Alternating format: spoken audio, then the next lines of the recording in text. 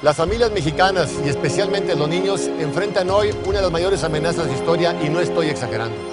Y es que el Senado acaba de aprobar una reforma sobre derechos humanos que aunque tiene cosas muy buenas, también tiene otras muy malas. Es como si nos regalaran un gran banquete, pero acompañado de una copita de cianuro. Y eso no, así con cianuro no queremos. El enredo es tal que reconocidos católicos festejan al mismo tiempo que grupos abortistas y pro-gays. Y es que la reforma juega con las palabras, es confusa y se presta para hacer un gran caos en su interpretación. Básicamente hay 4 problemas. La pérdida de libertad religiosa con la modificación que dice que el Estado podrá decretar medidas restrictivas a los actos religiosos de culto público. La apertura al aborto, sin importar los meses de gestación, al cambiar la palabra individuo por la de persona, pues un bebé en el vientre materno puede no ser considerado legalmente persona. La gravísima pérdida de nuestra soberanía jurídica con relación a la definición e interpretación de los derechos humanos, pues ahora serán los extranjeros los que nos definan nuestros derechos. Incluso los estados de la República ya no participarán en las reformas constitucionales sobre derechos humanos. Que por cierto, la reforma no dice que es un derecho humano. ¿Derecho al aborto? ¿Derecho de los niños a recibir educación y servicios sexuales sin el consentimiento de sus padres?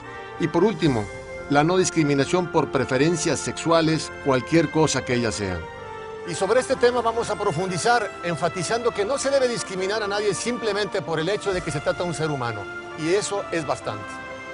Anteriormente la Constitución decía: queda prohibida toda discriminación motivada por su origen étnico, edad, discapacidad, condición social, preferencias, etc. Pero ahora a la palabra preferencias le pusieron apellidos y así solamente se prohíbe la discriminación por preferencias sexuales.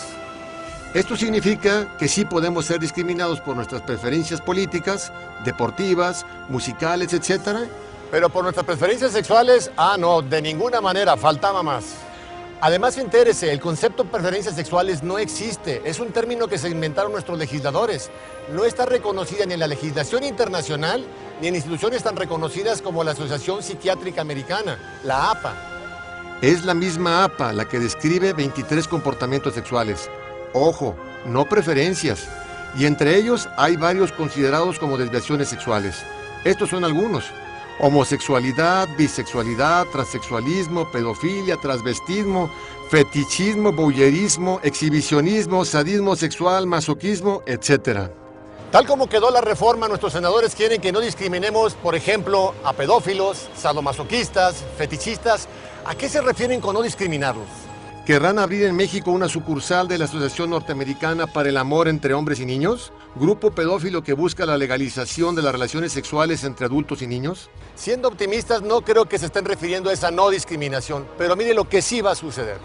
En todas las escuelas mexicanas, públicas y privadas, se deberán enseñar a los niños todos esos comportamientos sexuales, pues de no hacerlo, las escuelas estarían discriminando a las personas que tengan esas conductas. ¿Les suena exagerado, radical, alarmista? Bueno, vea este libro de la Organización Mundial de la Salud que es auspiciada por la ONU. Que se entrega a los profesores de educación sexual. México ya mandó profesores a capacitarse. Y cuando la ONU se refiere a orientar a adolescentes en sexualidad, está hablando de chicos de 10 a 19 años. Y en la página 35 la ONU habla de la variación sexual, no preferencia. Y al respecto dice lo siguiente: la variación sexual se califica más comúnmente como desviación sexual. Y puesto que la palabra desviación se emplea con un sentido peyorativo, es mejor no usarla. Entonces ya no serán desviados sexuales, les tendremos que decir variados sexuales según la ONU.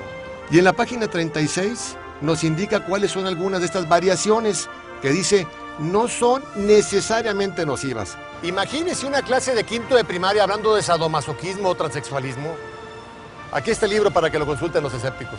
Pero además, será obligatorio enseñar a los niños desde kinder que el matrimonio puede ser de un hombre con una mujer, o de hombre con hombre, o de mujer con mujer. Pues de no hacerlo, las escuelas estarían discriminando a quienes tengan una unión homosexual. ¿Le sigue sonando exagerado? Déjeme decirle que a escondidas el gobierno mexicano ya empezó a educar en la homosexualidad desde kinder. Ve aquí un ejemplo. Esta imagen es de un libro de la biblioteca de la Secretaría de Educación Pública para el Jardín de Niños. Sí, ahí está, junto a los cuentos infantiles. En este libro les enseñan a los niños de una forma grotesca, fuera de contexto y vulgar, que mamá y papá juegan encuerados en su cuarto cuando se encierran con llave, que hay mujeres que se enamoran de mujeres y que hay hombres que se enamoran de hombres. En resumen, le da la bienvenida a los chiquitines al mundo homosexual. Y si usted como padre no está de acuerdo, lo van a meter a la cárcel. Como ya le pasó a David Parker en el estado de Massachusetts, quien fue arrestado por tratar de evitar que su hijo de 5 años le enseñaran que cuando crezca puede ser gay. En Alemania, una madre de familia numerosa pasó 43 días en la cárcel por haberse negado a someter a 3 de sus hijos a las lecciones de educación sexual del Estado, donde a los niños se les enseña: mi cuerpo me pertenece, así que yo puedo hacer con él lo que yo quiera. Y al día de hoy han sido sentenciados 53 padres por lo mismo. Para allá vamos. Pero la amenaza de esta no discriminación también afecta a la libertad religiosa, al pretender que católicos, evangélicos, judíos, musulmanes, etc., reescriban la Biblia, el Corán y la Torah para evitar cualquier mención en contra de los homosexuales. Como ya le pasó al pastor Heikki Green, cristiano de la Iglesia Pentecostal de Suecia, quien fue sentenciado por leer el Antiguo y el Nuevo Testamento en aquellos pasajes donde critican la homosexualidad. Y también los profesores podrán ser llevados a juicio. Como le pasó en Croacia a Jelena Mudrovic, profesora de catecismo, acusada de señalar en una de sus clases que la homosexualidad es una enfermedad. Y aquí debemos decir ciertamente que en 1973 la homosexualidad fue retirada del catálogo de trastornos mentales de la Asociación Psiquiátrica Americana. Y estoy seguro que a usted le encantaría ver los estudios que respaldaron esta decisión, pero lamentablemente no se puede, porque no hubo ningún estudio. Los psiquiatras de esta asociación lo decidieron democráticamente. El 58% de los que asistieron a esta convención votaron porque se quitara la homosexualidad y el 42% decidió que se quedara. Como bien dijo la revista Time, un sector de la población, hasta entonces considerado sexualmente patológico, fue declarado de un golpe mentalmente sano. En otras palabras, fueron curados por decreto, lo cual fue una terrible injusticia. Espero que con estos pocos ejemplos usted se haya dado cuenta del cianuro que contiene esta reforma por los derechos humanos. Por eso urge que el Congreso de los Estados la rechace, se regrese a la Cámara de Senadores para que sea corregida manteniendo solo los aspectos positivos.